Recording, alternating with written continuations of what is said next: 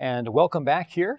I am your host for this segment, Matt Brown of D1 Ticker and Extra Points. We're here at the Women Leaders in Sports Convention in beautiful New Orleans, Louisiana. I'm joined here with this segment by Jenna McLaughlin of Korn Ferry. Thank you so much for taking some time here to chat with me. Thank you so much, Matt, for having me. I'm happy to be here. One of the things that is exciting for us, I think, at these kind of events is you get a chance to talk to a lot of people that are working in college athletics but don't have a .edu email address, which I think is important for our audience and for people here to recognize there's lots of different career pathways that are possible. I'm wondering if maybe you could tell me a little bit about how you kind of moved from athletes and working more on the school side into this, because, and I don't mean any disrespect by this, but I don't know if as many people sit there and think, I want to work in executive search, like that's my North Star, and meet when they're 19, you know? Right, absolutely. No, and that's a really good question. First off, I did have an .edu for 12 years, right? Yeah. So I think that's what positioned me into where I am now. And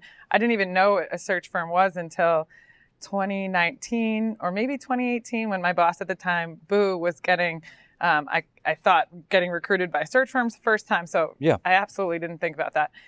When I think about my career path and sitting where I am right now, leading collegiate sports for Korn Ferry, I certainly didn't think that I loved basketball. I played basketball, just like a lot of people who coach. My coaches were a huge impact. And I use the word impact because that's really what's driven my career. I loved the opportunity when I coached to impact the young women's lives that I got to coach. And from there, I thought I could have a broader impact. And so I got into administration. I had an opportunity at Army to get into administration. And then I was lucky enough to join Boo when he moved from Army to North Carolina State. Mm-hmm. And then when I was at North Carolina State, I understood, how search firms work and how integral they could be with providing opportunities to women, to other people, other folks who have not necessarily been exposed to search firms or what leadership looked like, and how to get involved there. So for me, when I was at NC State and dealing with search firms from a campus side, I thought, wow, what an incredible opportunity to impact a different way. To help women get their foot in the door, to help people who aren't in the search firm, world or sphere also get in the door. So really, the golden thread of my career is where can I impact the most and where can I lean into my strengths? So when you talk about what it looked like, career trajectory is all about the individual. And for me, it was leaning into my strengths, which is like empowering people, building relationships, and hopefully sharing my passion for leadership and how that impacts the world. And so that's my story. No, I appreciate you sharing that. It's interesting to me to hear you talk about this career transition in the context of impact, because one of the common complaints that I often hear from administrators is that who you can impact and how you can impact can feel different. The farther up the administrative food chain you can go, your ability to have a personal relationship with athletes or be a part of that impact and transformation can be different. And some ADs are able to kind of thread that needle in different ways. This is the first time I've talked to somebody that's explicitly said, no, like that's still important to me. I'm just going to do it in a different way through a firm. Yep.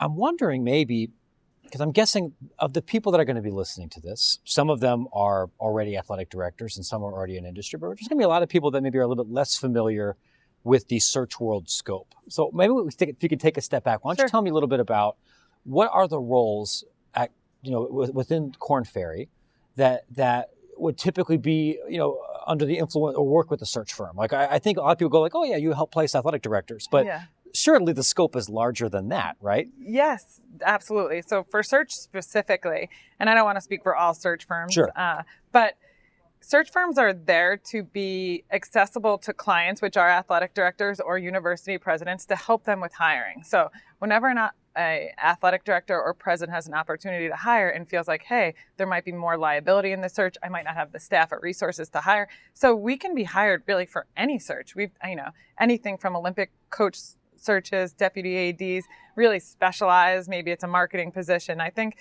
different athletic directors and universities see search firms a little bit different in how we can help them. But ultimately, our job is, as a search firm, is, hey, meet the need. Where do you need help with this search? Maybe, and usually it's because it's a more difficult search, right? Like, hey, I can't find a diversified pool, or, I'm just having a hard time getting someone to move. So we do some of that legwork, but ultimately I think when you talk to maybe entry-level, mid-level who haven't had exposure to search firms, search firms can do anything, right? Ultimately, there's usually more of an investment when it comes to athletics directors or higher level, higher paying positions where confidentiality might be more important and liability is really, really important. So making sure we do the background checks for everybody. But that's, I think search firms, it's going to continue to evolve and they're going to be used a lot more, mainly because of the resource of time for people on campus, I think is a huge thing that we don't really talk about. And of course, the liability of making sure that we're making good hires to lead our young men and women. Sure. The stakes are high when you're looking at roles that require very specialized experience or information. I can certainly understand why someone would want to work with one of those firms. You touched on something that I think may be particularly important for this audience, because if you are theoretically a mid-level or maybe more juniorish person earlier in your career, if you're a sport administrator at Western Illinois, you probably right now weren't involved with the search firm as you got that particular role. That might have been done through personal connections or anything, and you recognize that many other places you might want to go in your career often involve companies like you. How does somebody get on your radar, or what should a candidate be doing to kind of get into your ecosystem so that people know that they're there, Yeah. One of the things that I say all the time, it's true for my career and what I share for everyone else. You're interviewing for a job way before the job comes open and way before you actually sit down for an interview. Every time you have a conversation with a peer, an administrator, anybody, it's an opportunity to be who you are. And what I mean by that is like, are you good at your job? Are you competent? Sure. Are you kind to people? Are you lifting others as you rise? Are you handling crisis appropriately? And I say all that because everyone's paying attention to who people are before an interview. So the first and foremost thing is make sure that you're intentional day after day about like how you behave and how you do your job, because that is the most important thing. Your body of work is going to speak for itself. And then obviously networking is important, but you can have the best network in the world, but a poor reputation or not be good at your job. And then that's really going to inhibit you more than anything. Or if you do get a job, at some point you're going to be exposed for it, not that. So my advice truly is be really good at your job, be really good to people around you, do it authentically. And that's going to put yourself in a position to continue to pursue your dream. I say move up, but pursue what you want to do. Sure. So not necessarily moving up, right, but aligned to your goals. Yeah, aligned with who. And because if Matt Brown says, what was it like to work with Jenna? I want you to be able to say behind closed doors, your experience was positive and that you felt like I was someone that I could trust. Because ultimately, all those behind the scenes conversations are really drive hiring. All of that makes sense. And especially in an industry that's not super big, where people tend to kind of know each other. There's only so many of these jobs. Everything that you said there is, makes sense to me. Maybe I want to see if I can phrase this the best way. As far as I know, you are the only woman that's leading a collegiate search, like executive search practice. And one of the critiques outside of the industry from nosy reporters like me or from other analysts is that a world where search firms play a large role can create or facilitate a good old boys network or make it difficult for people that do not fit a particular profile to get mentioned or involved in jobs. And I understand part of the reason you said that you wanted to do this entirely is to help have an impact and to help lift up and to particularly to assist other women.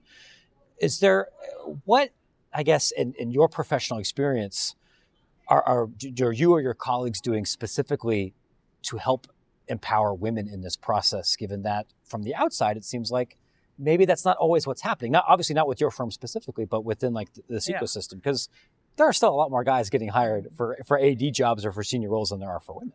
Yeah, it's interesting. There are a handful of other women in the industry who work in executive search, and I'm sure, without speaking for them, that we all have the same goals. Like we all care about empowering women and lifting them up and making sure they have opportunities. And I'm confident that that's what search firms all really do want, right? Sure. But just like everything in college athletics, representation matters, right? And maybe me being in this role, people will feel more comfortable saying like, hey, I need career advice, or I'm really interested in this job, and maybe be less intimidated to go forward with it because of the representation. I don't know. I think that that's an important component. When I was thinking of taking the leap and joining Korn Ferry, I reflected on all the conversations I've had with women in the past about, for women to be leaders, they have to take positions of leadership. And listen, a lot of women like to be a number two or aren't, don't say, I want to be an AD. And that's completely fine. We're all the architects of our own careers. Yeah. But when I reflected on all the conversations I had and what I want for this industry, and I had this opportunity, I felt like this was an opportunity for me to lean in for women and be an example of all the conversations I've had in the past, which is like, for us to have seats at the table, we have to take the seat when it's provided to us. So, I mean, college athletics and women in college athletics is going to continue to grow, and it's just exciting to be here.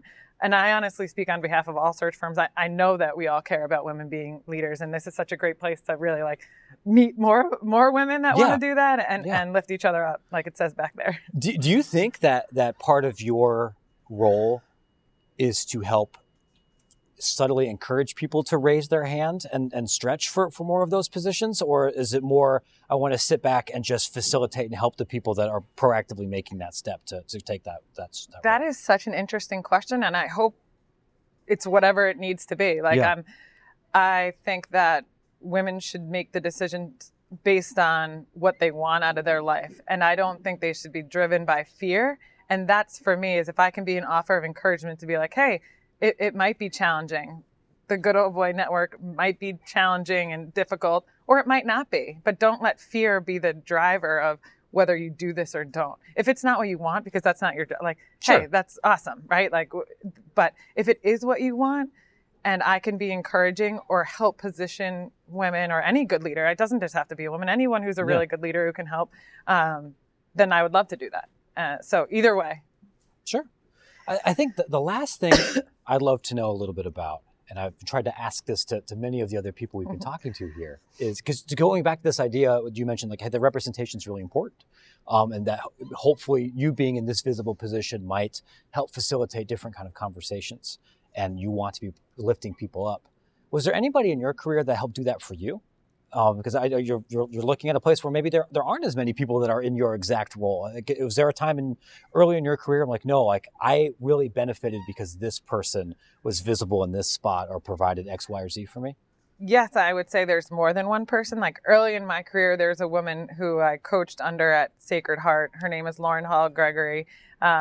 She was really instrumental, and I watched her be herself. She was super confident, and watching her operate in college athletics. I was just out of college myself. And so she was really inspiring. And then having people like Boo Corrigan take me under their wing, and then having the opportunity to learn and work from the Turners at CSA. I mean, all of those people, when I look back at, hey, why am I here?